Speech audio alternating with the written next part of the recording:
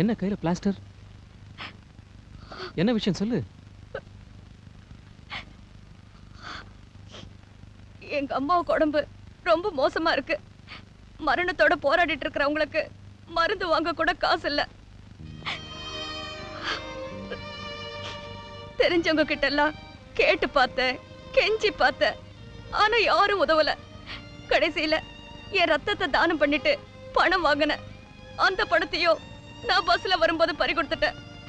என்ன செய்யறதுன்னு புரியாத நிலைமையில நான் பஸ் ஸ்டாப்ல நின்னுட்டு இருந்தேன். அப்பதான் இவரை சந்திச்சேன். பணம் சம்பாதிக்கிறதுக்கு இப்படியும் ஒரு வழி இருக்குன்னு சொன்னாரு. எதை பத்தியும் யோசிக்காம இங்க வந்துட்டேன். உங்க உதவிக்கு ரொம்ப நன்றி. நான் வரேன் சார். ஒரு நிமிஷம்.